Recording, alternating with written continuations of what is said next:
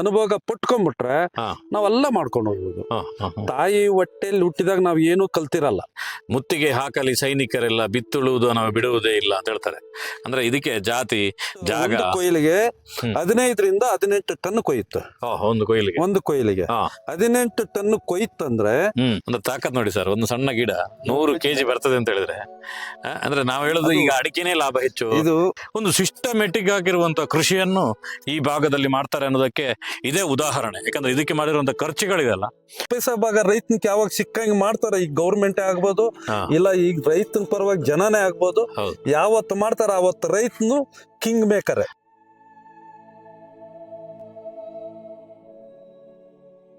ಸಂಪೂರ್ಣ ಸಹಜ ಕೃಷಿ ಯೂಟ್ಯೂಬ್ ಚಾನಲ್ನ ಎಲ್ಲ ವೀಕ್ಷಕರಿಗೆ ನಮಸ್ಕಾರ. ನಾನು ಶಿವಪ್ರಸಾದ್ ಮಲೆಬೆಟ್ಟು. ಮೊನ್ನೆ ಬಿಗ್ ಬಾಸ್ ಮಂಜು ಅವರ ತಂದೆ ರಾಗಿ ರಾಮಾಯಣ ಅವರ ಅಂದರೆ ಆಲೂಗಡ್ಡೆ ಕೃಷಿಯ ಬಗ್ಗೆ ನೀವೆಲ್ಲರೂ ನೋಡಿದ್ರಿ. ಇವತ್ತು ಅವ್ರದ್ದೇ ಸ್ನೇಹಿತರದ್ದು ಒಂದು ಕ್ಯಾಪ್ಸಿಕಮ್ ದೊಡ್ಡದಾಗಿರೋ ಮೆಣಸನ್ನು ಬೆಳೆಸುವಂಥ ಒಂದು ಫಾರ್ಮ್ಗೆ ಬಂದಿದ್ದೇನೆ. ಇದಿರುವಂಥದ್ದು ಕೋಲಾರ ಜಿಲ್ಲೆಯ ಮಾಲೂರಿನ ಪಕ್ಕ ಇರುವಂಥದ್ದು. ಈ ಫಾರ್ಮ್ನ ಒಳಗೋಗಿ ಇದರ ಸಂಪೂರ್ಣ ಮಾಹಿತಿಯನ್ನು ನಿಮ್ಗೆ ಕೊಡ್ತೇನೆ. ತುಂಬ ಇಂಟ್ರೆಸ್ಟ್ ಆಗಿರೋ ಒಂದು ಸಬ್ಜೆಕ್ಟ್. ತುಂಬ ಜನ ಇದರ ಬಗ್ಗೆ ನೋಡಿರಲ್ಲ ನಮ್ಮ ಕಡೆಯವರು ಯಾರು ಇದನ್ನು ಹೇಗೆ ಬೆಳೀತಾರೆ ಅಂತ. ನಾನು ಒಂದು 2ನೇ ಬಾರಿ ನೋಡ್ತಾ ಇರುವಂಥದ್ದು. ಅದರದ್ದು ಹೇಗೆ ಬೆಳೀತಾರೆ, ಹೇಗೆ ಇದೆ ಅದರದ್ದು ಗಾತ್ರಗಳು ಅನ್ನೋಂಥ ಎಲ್ಲ ಸಂಗತಿಯನ್ನು ತೋರಿಸ್ತಾನೆ. ಬನ್ನಿ ಫಾರ್ಮ್ ಒಳಗಡೆ ನೋಡಿ. 60% ಬೆಳಕು ಬೀಳುವಂಥ ನೆಟ್ಟನ್ನು ಹಾಕಿದ್ದಾರೆ. ಇದಕ್ಕೆ ಅಲ್ಲಲ್ಲಿ ಕಂಬಗಳನ್ನು ಹಾಕಿದ್ದಾರೆ. ಅದಕ್ಕೆ ಹಗ್ಗಗಳು, ಅದಕ್ಕೆ ಸಣ್ಣ ಸಣ್ಣ ಹಗ್ಗಗಳ ಮುಖಾಂತರ ಗಿಡಗಳನ್ನು ಕಟ್ಟಿದ್ದಾರೆ. ಒಂದೇ ಒಂದು ಕಳೆ ಬರದ ರೀತಿಯಲ್ಲಿ ಪ್ಲಾಸ್ಟಿಕ್ನ ರೆಡಿ ಮಾಡಿದ್ದಾರೆ ನೋಡಿ. ಇಲ್ಲಿ ಇದರ ಮಧ್ಯದಲ್ಲಿ ಕ್ಯಾಪ್ಸಿಕಮ್ ಬೆಳೀತಿದ್ದಾರೆ. ಹೇಗಿದೆ ನೋಡಿ, ಇದು ಒಂದೊಂದು ಗಾತ್ರದಲ್ಲಿ ದೊಡ್ಡದಾಗಿರುವಂಥ ಕ್ಯಾಪ್ಸಿಕಮ್. ನೀವು ಮನೆಗಳಲ್ಲಿ ಪೋಡಿ ಇಂಥದ್ದೆಲ್ಲ ಮಾಡ್ತಾ ಇರ್ಬೋದು.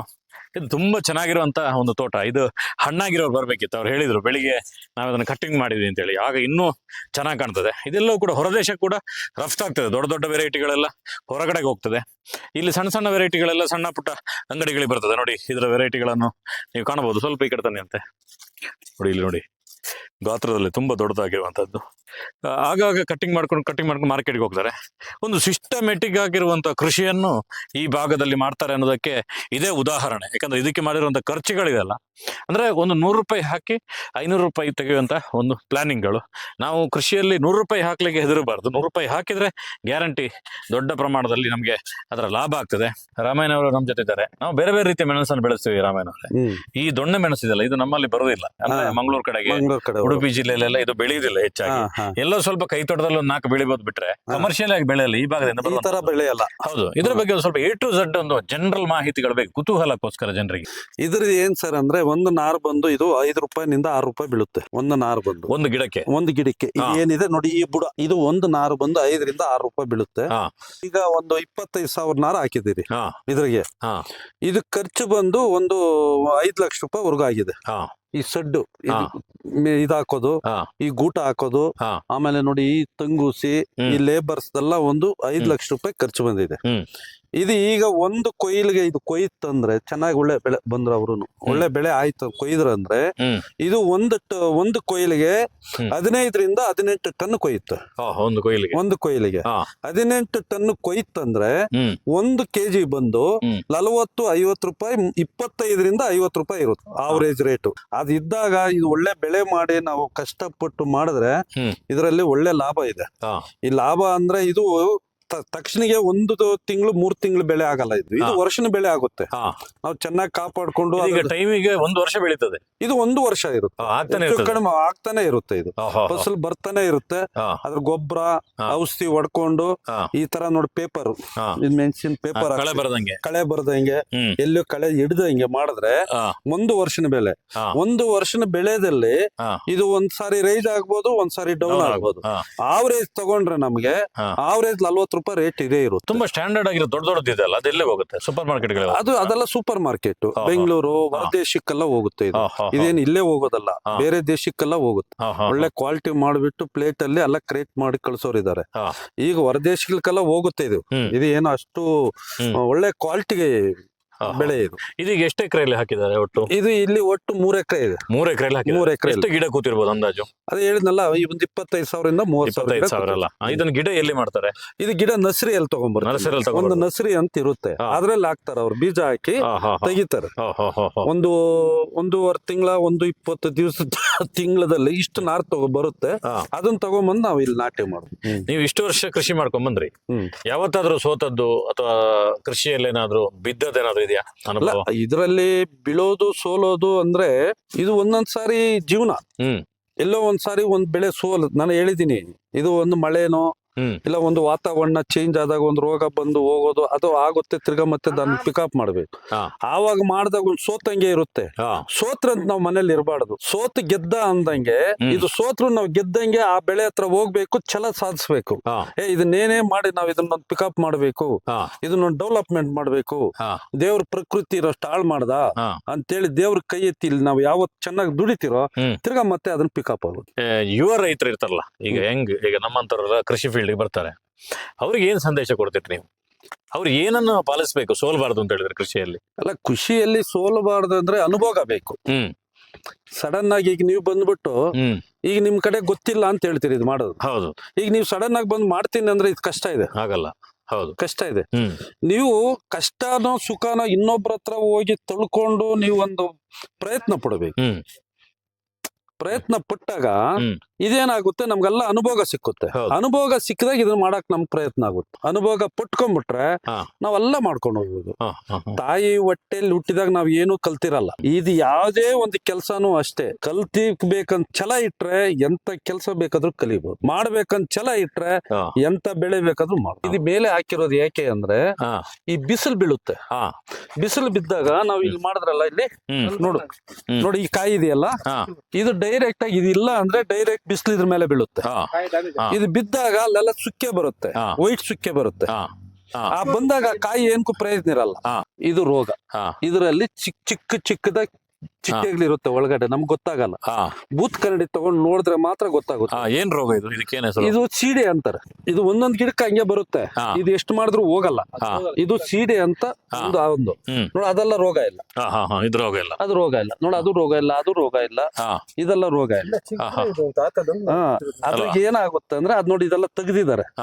ಈ ರೋಗ ಹೋಗ್ಲಿ ಅಂತ ನೋಡಿ, ಈ ತರ ತೆಗೆದು ಬಿಡ್ತೀರಿ. ಈ ತರ ತೆಗೆದು ಬಿಡ್ತೀರಿ ಎಲೆನ. ಈ ಎಲೆನ ತೆಗೆದು ಇಲ್ಲೇ ಹಾಕ್ಬಾರ್ದು. ಅದೇನಾಗುತ್ತೆ ಅಂದ್ರೆ ಇದು ಕವರ್ ಆಗುತ್ತೆ ತಿರ್ಗಾ ಮತ್ತೆ ಇನ್ನೊಂದು ಗಿಡಕ್ಕೆ. ಇದನ್ನ ತೆಗೆದು ನಾವ್ ಇಲ್ಲೇ ಹಾಕಿದ್ರೆ ಕವರ್ ಇದನ್ನ ತೆಗೆದ್ಬಿಟ್ಟು ಏನ್ ಮಾಡ್ಬೇಕಂದ್ರೆ ಒಂದು ಗುಂಡಿ ಹೊಡೆದು ಗುಂಡಿಯಲ್ಲಿ ಮುಚ್ಚಬೇಕು. ಈಗ ಇದು ಇಷ್ಟು ದೊಡ್ಡದಿದೆ ಅಲ್ಲ, ಇದು ಕಟ್ಟಿಂಗ್ ಆಗಿ ಎಷ್ಟು ದಿನ ಇದೆ? 4 ದಿವಸ 5 ದಿವಸ ಎಷ್ಟು ದೊಡ್ಡದಾಗತ್ತಾಗ? ಒಂದು ಗಿಡದಲ್ಲಿ ಎವರೇಜ್ ಎಷ್ಟಾಗ್ಬೋದು ವರ್ಷ ಇಡೀ? ಒಂದು 100 ಕೆಜಿ ಮೇಲೆ ಬರ್ತೈತೆ. 100 ಕೆಜಿ ಮೇಲೆ 100 ಕೆಜಿ ಮೇಲೆ ಒಂದು ಗಿಡದಲ್ಲ. ಅಂದ್ರೆ ತಾಕತ್ ನೋಡಿ ಸರ್, ಒಂದು ಸಣ್ಣ ಗಿಡ 100 ಕೆಜಿ ಬರ್ತದೆ ಅಂತ ಹೇಳಿದ್ರೆ, ಅಂದ್ರೆ ನಾವ್ ಹೇಳುದು ಈಗ ಅಡಿಕೆನೇ ಲಾಭ ಹೆಚ್ಚು, ಇನ್ಯಾವ್ದೋ ಲಾಭ ಹೆಚ್ಚು ನಾವು ಚರ್ಚೆ ಮಾಡ್ತಿರ್ತೇವೆ. ಹೌದಲ್ಲ? ಒಂದು 20 ಲಕ್ಷ ಆಗಿದೆ ಇದಕ್ಕ. 20ರಂತ ಇನ್ನು ಬರೋದೇ ಲಾಭ. ಒಂದು 10 ಮೇಲೆನೆ ಖರ್ಚಾಗಿದೆ, 10-12 ಖರ್ಚಾಗಿದೆ. ಇನ್ನೇನಾದ್ರೂ ದೇವ್ರು ಕೊಟ್ರೆ ಬಂದಂಗೆ ಕೊಡ್ತಾರೆ ಸರ್. ದೇವ್ರು ಎಷ್ಟು ಚೆನ್ನಾಗಿ ಮಾಡಿದ್ದಾರೆ, ತಲೆಗೆಸ್ಕೋಬೇಡಿ. ಯಾಕಂದ್ರೆ ಜನರಿಗೋಸ್ಕರ ಎಷ್ಟೋ ಜನ ಕೃಷಿಯನ್ನು ಬಿಡ್ತಿದ್ದಾರೆ. ಹೌದಲ್ಲ? ಹೌದು. ಆದ್ರೆ ಈ ಕೃಷಿ ಬಿಟ್ಟು ಬದುಕಕ್ಕಾಗಲ್ಲ. ಇದು ಬೇಕೇ ಬೇಕು. ಅಲ್ಟಿಮೇಟ್ ಎಲ್ರಿಗೂ ಬೇಕೇ ಬೇಕು, ಯಾವ ದೇಶಕ್ಕೂ. ಅದಕ್ಕೆ ಈ ಕಂಟ್ರಿಗಳ 300 ಕೆಜಿ ಹೇಳಿದ್ ನಾವು ಒಂದು ಗಿಡದಲ್ಲ, ಯಾವ ದೇಶದಲ್ಲಿ? ಸಿಂಗಪುರದಲ್ಲೆಲ್ಲ ಬೆಳಿತಾರೆ. ಎಲ್ಲ ಕಂಟ್ರಿಗಳೆಲ್ಲ ಐತೆ. ನಮ್ಮ ಕಡೆನೆ ಇದು ಬಹಳ ಕಂಡಮ್ ಆಗಿ ಮಾಡೋದು, ಅಲ್ಲೆಲ್ಲೂ ಜಾಸ್ತಿ ಇನ್ನು ಪಾಶ್ ಆಗಿ ಮಾಡ್ತಾರೆ ಅಲ್ಲ. ಒಂದು ರೈತ ಗೀತೆಯಲ್ಲಿ ಹೇಳ್ತಾರೆ, ಮುತ್ತಿಗೆ ಹಾಕಲಿ ಸೈನಿಕರೆಲ್ಲ, ಬಿತ್ತುಳುವುದು ನಾವು ಬಿಡುವುದೇ ಇಲ್ಲ ಅಂತ ಹೇಳ್ತಾರೆ. ಅಂದ್ರೆ ಇದಕ್ಕೆ ಜಾತಿ, ಜಾಗ, ಪ್ರದೇಶ, ದೇಶದ ಗಡಿ ಕೃಷಿಗೆ ಇಲ್ಲಂತೆ. ಯಾಕಂದ್ರೆ ಒಬ್ಬ ಹೊರದೇಶದ ಸೈನಿಕ ಬಂದ್ರು ರೈತನಿಗೆ ಏನ್ ಮಾಡಲ್ಲ, ಯಾಕಂದ್ರೆ ಅವನಿಗೆ ಬೇಕಲ್ಲ ತಿನ್ನಕ್, ಎಲ್ರಿಗೂ ಬೇಕಲ್ಲ. ವಿಸಿಟ್ ಮಾಡಬಹುದು ಈ ಭಾಗಕ್ಕೆ. ಈ ಭಾಗಕ್ಕೆ ಬಂದಾಗ ಕೇವಲ ಬಿಗ್ ಬಾಸ್ ಮಂಜಣ್ಣ ಮಾತ್ರ ಅಲ್ಲ, ಇವರು ಕೂಡ ಕೃಷಿಯಲ್ಲಿ ಸೆಲೆಬ್ರಿಟಿ, ಇವರು ಕೂಡ ಕೃಷಿಯಲ್ಲಿ ಸೆಲೆಬ್ರಿಟಿಗಳೇ. ಈ ಸೆಲೆಬ್ರಿಟಿಗಳಿದ್ರೆ ಮಾತ್ರ ಲೋಕ ನಡೆಯುವ. ಅದೇ ಗೌಡ್ರ ಸೆಲೆಬ್ರಿಟಿಗಳು, ಈ ಸೆಲೆಬ್ರಿಟಿಗಳಿದ್ರೆ ಮಾತ್ರ ದೇಶ ನಡೆಯುವಂತ. ಎಷ್ಟು ಸೆಲೆಬ್ರಿಟಿ ಆಗಿ ಹೊರಗಡೆ ಎಷ್ಟು ಬೆಳೆದ್ರು, ಎಷ್ಟು ಅವನು ಬೆಳೆದಿದ್ರು ಅವನು ಎಷ್ಟೇ ಬೆಳೆದಿರ್ಲಿ, ಎಷ್ಟೇ ಏನೇ ಮಾಡ್ಕೊಂಡಿರ್ಲಿ, ಏನು ಮಾಡಿದ್ರು ಬೆಳಗ್ಗೆ ಎದ್ರೆ ಅವ್ನ್ ಬೇಕಲ್ಲ, ಬೇಕೇ ಬೇಕು. ಹೌದು, ಮಧ್ಯಾಹ್ನ ಬೇಕಲ್ಲ, ಬೇಕು. ರಾತ್ರಿ ಮಲಗೋ ಹೋಗ್ಬೇಕಲ್ಲ, ಬೇಕು. ಅವ್ನು ಏನು ಮಾಡಿದ್ದನ್ನೇನೋ ತಿನ್ನಕ್ಕಾಗುತ್ತೆ? ಏನು ತಿನ್ನಕ್ಕಾಗಲ್ಲ. ಹೌದು, ರೈತ ಕೊಡೋದನ್ನೇ ತಿಂದ್ರೆ ಅವ್ನ್ ಮಾಡಾಕ ಬೆಳೆಯೋದು, ಅವನು ಒಂದ್ ಶಕ್ತಿ ಕೊಡೋದು, ಓಡಾಡಕ್ ಶಕ್ತಿ ಬರೋದು, ಅವ್ನ್ ಡೆವಲಪ್ಮೆಂಟ್ ಆಗೋದು. ಹೌದು. ಆ ರೈತ ಏನು ಬೆಳೆದ ಅವನಿಗೆ ಒಂದು ಕವರ್ ಅಲ್ಲೇ ಕೊಡ್ಬೋದು, ಇಲ್ಲ ಒಂದು ಚೀಲದಲ್ಲೇ ಕೊಡ್ಬೋದು, ಅದ್ರ ದುಡ್ಡು ಕೊಟ್ಟು ತಗೊಂಡು ಹೋಗ್ಬೋದು. ಹೌದು, ಅವನು ದುಡ್ಡು ಕೊಡೋದು ಎಷ್ಟು ರೈತನಿಗೆ? ಹೌದು. ಯಾರು ಒಬ್ಬನ್ ರೈತನಿಗೆ 1 kgಕ್ಕೆ ಇಲ್ಲಿ ಬಂದು ಅವ್ನು ಕೊಡೋದು 20 ರೂಪಾಯಿ ಅಂತ ಇಟ್ಕೊಳೋಣ. ಹೌದು, ಹೊರಗಡೆ ಹೋದವ್ರು ಎಷ್ಟಕ್ ಮಾರ್ತಾರೆ? ಹೌದು, ಅವ್ರಿಗೆ ಬೆಲೆ ಇಲ್ಲ. ಹೌದು, ರೈತನಿಗೊಂದ್ ಬೆಲೆ ಇಲ್ಲ. ಹೌದು, ಬೇರೆ ಇದ್ರಕ್ಕೆಲ್ಲ ಬೆಲೆ ಮಾಡ್ತಾರೆ. ಹೌದು, ಒಂದು ಬಟ್ಟೆ ಮೀಟರ್ ತಗೊಬೇಕಂದ್ರೆ 150 ರೂಪಾಯಿ ಅಂತ ಫಿಕ್ಸ್ ಮಾಡಿರ್ತಾನೆ. ಹೌದು, ಒಂದು ಬಾಡಿ ತಗೊಬೇಕಂದ್ರೆ 50 ರೂಪಾಯಿ ಅಂತ ಫಿಕ್ಸ್ ಮಾಡಿರ್ತಾನೆ. ಹೌದು, ಒಂದ್ ಶೂ ತಗೊಬೇಕಂದ್ರೆ 200-500 ರೂಪಾಯಿ ಫಿಕ್ಸ್ ಮಾಡಿರ್ತಾನೆ. ಹೌದು. ಆದ್ರೂ ರೈತನ ಬೆಲೆಕ ಫಿಕ್ಸ್ ಇಲ್ಲ. ಫಿಕ್ಸ್ ಇಲ್ಲ. ಆದ್ರೂ ಹಾ. ಒಬ್ಬ ರೈತ ಇಲ್ಲಿ ಬೆಳೆಯೋನು ಹಾ. 100 ಜನ ರೈತನ ಕಡೆಯಿಂದ ಬದುಕ್ತಾರೆ. ಹೌದು, ಮಂಡಿ ಬದುಕ್ತಾನೆ. ಹಾ, ಮಂಡಿ ಕಡೆಯಿಂದ ತಗೊಂಡು ಹೋಗಿ ಎಲ್ಲೋ ಫುಟ್ಪಾತ್ ಮೇಲೆ ಮಾರೋದು, ಇಲ್ಲ ಶೋರೂಮ್ ಅಲ್ಲಿ ಮಾರೋದು, ಇನ್ನೊಂದು ಮಾರೋದು, ಅವನು ಬದುಕ್ತಾನೆ. ಹೌದು, ಅವನ ಕಡೆಯಿಂದ ತಗೊಂಡು ಹೋಗಿ ಇನ್ನೊಬ್ಬನು ಬದುಕ್ತಾನೆ. ಹೌದು, ಲೋಡರ್ ಬದುಕ್ತಾನೆ. ಎಲ್ಲ ಬದುಕೋದು ಯಾರಿಂದ ಅಂದ್ರೆ ರೈತನಿಂದ. ರೈತನಿಗೆ ಕೊಡೋದು ಇವತ್ತು ಈ ಪ್ರಪಂಚದಲ್ಲಿ ಎಷ್ಟು ಕಷ್ಟಪಟ್ರು 25 ಪೈಸಾ ಭಾಗನೇ ಕೊಡೋದು. 75 ಪೈಸಾ ಭಾಗ ಹೊರಗಡೆ ತಿನ್ನೋದೆ. 25 ಪೈಸಾ ಭಾಗ ರೈತನಿಗೆ ಬೇಡ. 50 ಪೈಸಾ ಭಾಗ ರೈತನಿಗೆ ಯಾವಾಗ ಸಿಕ್ಕಂಗೆ ಮಾಡ್ತಾರೆ. ಈಗ ಗೌರ್ಮೆಂಟ್ ಆಗ್ಬೋದು, ಇಲ್ಲ ಈಗ ರೈತನ ಪರವಾಗಿ ಜನನೇ ಆಗ್ಬೋದು. ಯಾವತ್ತು ಮಾಡ್ತಾರ ಅವತ್ತು ರೈತನು ಕಿಂಗ್ ಮೇಕರ್, ಡೌನ್ ಮೇಕರ್ ಅಂತೂ ಆಗೋದೇ ಇಲ್ಲ. ಹೌದು. ಈ ಮೊನ್ನೆ ಒಂದು ಘಟನೆ ಇತ್ತು ಬೆಂಗಳೂರಲ್ಲಿ. ಒಂದ್ ದೊಡ್ಡ ಮಾಲ್, ನಿಮ್ಮಂತ ಎಷ್ಟೋ ಜನ ರೈತರು ಅಲ್ಲಿ ಸೇಲ್ ಆಗ್ಬೇಕಾದ್ರೆ ನೀವು ಕಳಿಸ್ಬೇಕು. ಕರೆಕ್ಟ್. ರೈತರ ಪಂಚಾಯತ್ ಅಂತ ಹೇಳಿ ಅಲ್ಲಿ ತಡೆದ್ರು ಗೇಟ್ ಅಲ್ಲಿ. ಏನ್ ಹೇಳಿದ್ರೆ ಅದು ಏನ್ ಅನ್ಸತ್ತ ಇದೆ ನೋಡುವ ಸರ್? ಅದು ಇವತ್ತು ದೇವೇಗೌಡರು ಒಂದು ಪಂಚೆ ನಾವ್ ಹೇಳೋದು. ಹೌದು. ಇನ್ನು ಸಿದ್ದರಾಮಯ್ಯನವರು ಒಂದು ಪಂಚೆ. ಹೌದು. ಅವರು ಒಂದು ದೇಶನೇ ಆಳ್ತಾ ಇರೋರು. ಹೌದು. ಪಂಚೆ ಕಟ್ಟಿದ್ದಾರೆ. ಹೌದು. ಅವ್ರು ಹೇಳೋದು ರೈತನೇ ಅಂತ ಹೇಳೋದು. ಹೌದು. ನಾನು ರೈತನ ಮಗ. ಹೌದು. ನಾನ್ ರೈತ ಅಂತ ಹೇಳ್ತಾರೆ. ಹೌದು. ಅವ್ರ ಏನು ಕೇಳಲ್ಲ ರೈತನಿಗೆ. ನೀನ್ ಫ್ರೀ ಕೊಡು, ನೀನ್ ದುಡ್ಡು ಕೊಡು ಅಂತ ಕೇಳಲ್ಲ. ಅವನಿಗೆ ಒಳ್ಳೆ ನೀರ್ನ ಅನುಕೂಲ ಒಂದ್ ಮಾಡಿ ನೀವು ಯಾವ್ದೋ ಒಂದ್ ನದಿನ ತಗೊಂಡ್. ಇವ್ ನಮ್ ಕೋಲಾರ ಜಿಲ್ಲೆಯಲ್ಲಿ ನೀರ್ದ ಪ್ರಾಬ್ಲಮ್ ಇದೆ. ಯಾರು ಎಲೆಕ್ಷನ್ ಬಂದ್ರೆ ಪೂರ್ತಿ ಸ್ಟೇಜ್ಗಳ ಮೇಲೆ ಕೊಂಡಾಡ್ತಾರೆ. ಆ ನದಿ ಬಂದ್ಬಿಡುತ್ತೆ, ಈ ನದಿ ಬಂದ್ರೆ ಎತ್ತಿನ ಜೋಡಿ ಬಂದ್ಬಿಡುತ್ತೆ ಅಂತ ಹೇಳ್ತಾರೆ. ಯಾವ ಜೋಡಿ ಬಂದಿಲ್ಲ. ಅವ್ರು ಒಂದು ಜೋಡಿ ಹಾಕೊಂಡ್ 2 ಜೋಡಿನ ಮಾಡ್ಕೊಂಡ್ ಮನೇಲಿ ಇರ್ತಾರೆ. ಆ ತರ ರೈತನಿಗೆ ನೀರ್ ಅನುಕೂಲ ಒಂದು ಕೊಟ್ಬಿಡ್ಲಿ. ಇವ್ರ ಭಾಗ್ಯ ಏನು ಬೇಡ, ಗೌರ್ಮೆಂಟ್ ಭಾಗ್ಯ. ಗೌರ್ಮೆಂಟ್ ನೀವ್ರೆ ಸಾಕೊಂತಾರೆ. ಯಾರು? ರೈತರು ಸಾಕೊಂತಾರೆ ಗೌರ್ಮೆಂಟ್ ನ. ಅವ್ರ ಕಡೆಯಿಂದ ರೈತನಿಗೆ ಯಾವ ಕಾರಣಕ್ಕೂ ₹1 ಬೇಡ. ಅವ್ರು ಕೊಡ್ಬೇಕಾಗಿರೋದು ನೀರ್ನ ಅನುಕೂಲ ಒಂದು ಕೊಳ್ಳಿ.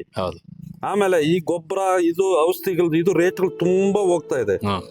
ಅದನ್ನ ಕಡಿಮೆ ಮಾಡ್ಬೇಕು. ಅದನ್ನ ಕಡಿಮೆ ಮಾಡ್ಬಿಟ್ಟು ರೈತನ ಕಡೆ ಒಂದು ಗಮನ ಕೊಡ್ಲಿ. ಇವರು ಗೌರ್ಮೆಂಟ್ ಏನ್ ರೈತನ ಸಾಕ್ಬೇಕಂತಾರ ಅವ್ರೇನ್ ಸಾಕೋದೇನ್ ಬೇಡ. ಈಗ ಅಕ್ಕಿ ಫ್ರೀ ಕೊಡ್ತೀನಿ ಅಂತಾರೆ, ಬೇಳೆ ಫ್ರೀ ಕೊಡ್ತೀನಿ ಅಂತಾರೆ, ಎಣ್ಣೆ ಫ್ರೀ ಕೊಡ್ತೀನಿ ಅಂತಾರೆ. ನೀನ್ ಅಲ್ಲ ಅನುಕೂಲ, ನೀರ್ನ ಅನುಕೂಲ ಒಂದು ಕೊಟ್ರೆ ಅಲ್ಲ ಅವನೇ ಬೆಳ್ಕೊಂತಾನೆ. ನೀನೇನ್ ಕೊಡ್ಬೇಕಾಗಿರೋದೇನಿಲ್ಲ. ನೀವು ಕೊಡ್ಬೇಕನ್ನೋದೇನಿಲ್ಲ. ರೈತನೇ ಬೆಳ್ಕೊಂತಾನೆ. ಅವ್ನಿಗೆ ಎಷ್ಟು ಬೇಕೋ ಬೆಳೆದು ಮಿಕ್ಕಿದ್ದು ನಿಮ್ಗೆ ಕೊಡ್ತಾರೆ.